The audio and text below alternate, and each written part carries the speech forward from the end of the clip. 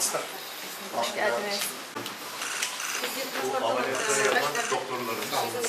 Одному из пациентов, который стал донором для трансплантации почки в больнице кыргызско-турецкой дружбы, исполнилось 57 лет. Мужчина отдал одну свою почку дочери, которая 8 лет была на гемодиализе. Ahvalınız qanday? Yaxshilab? Yaxshilik Xudoga shukr. Bozor kuni operatsiya bo'ldim. Yaxshi, уже bugun 3 kun bo'lib o'tirmaymi? Садыр Джапаров навестил и доноров, и реципиентов. Последним трансплантация почки дает шанс получить новый здоровый орган и вернуться к привычной социальной жизни, которая была у них до болезни. 8 yıldan beri hemodiyaliz alıp gelmişler. O'sha Tursiyaga borib, uni qanday quvondim.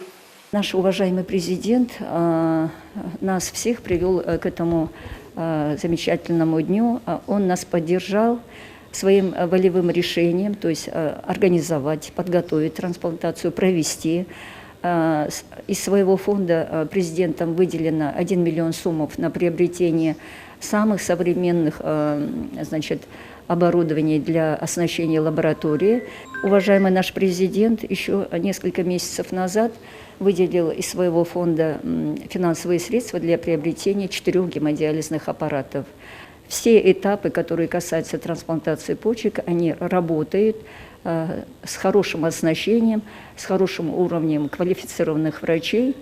Теперь гражданам страны не понадобится выезжать за рубеж для проведения дорогостоящих операций. Если за границей трансплантация стоит от 50 до 60 тысяч долларов, то здесь, в Кыргызстане, аналогичная операция обойдется в районе 10 тысяч долларов США, подчеркнул Садыр Джапаров. Ben 2 ay burun bizde Kırgızstanda içki organlarını almastıra başlayız Ağustos'un ayağından başlap deb aytkanımdan keyin koşuna өлкөлөрдөн çalып атышат. Отечественные специалисты смогут обслуживать пациентов из других стран тоже. Если вырастет спрос на проведение таких операций со стороны иностранцев, то это направление необходимо развивать и расширять. Нужно будет увеличить площадь земли, где расположена больница, построить дополнительный корпус. С сегодняшнего дня нужно рассматривать этот вопрос. Территория var mı? Ашыкча территория var mı? Запас. Бар болсо салып бере койсок.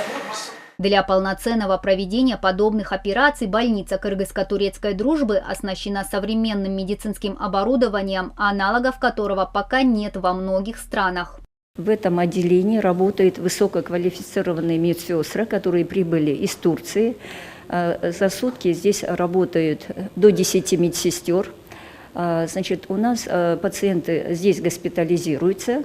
На утро они получают сеанс гемодиализа. И на следующее утро проводится трансплантация почек.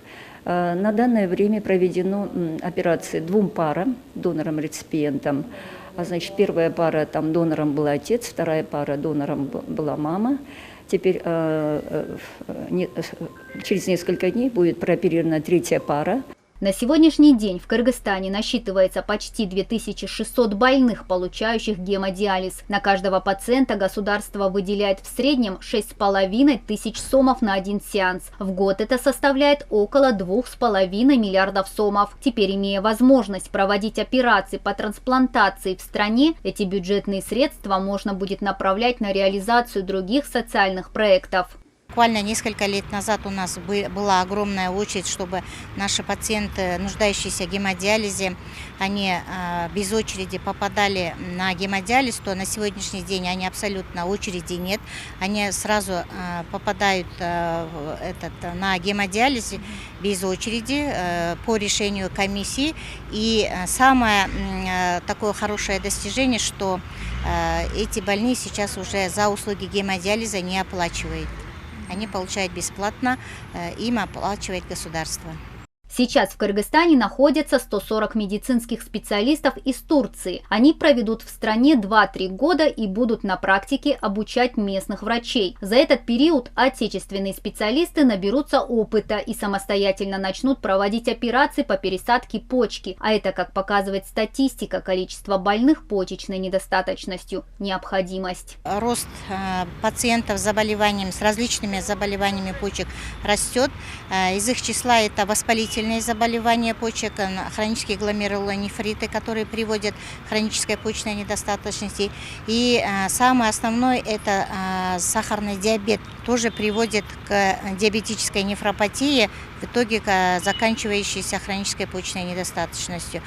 Обращаясь к врачам из Турции, президент выразил слова благодарности братской стране от себя лично и от имени кыргызского народа. За заслуги в здравоохранении глава государства наградил почетной грамотой Кыргызской республики генерального директора по Европейскому союзу и внешних связей Минздрава Турции Кылыча Селами и главу департамента главного управления госбольницами Минздрава Турции Ташкына Мустафу. Мадина Низамова и Ният Эргешева, ЛТР Бишкек.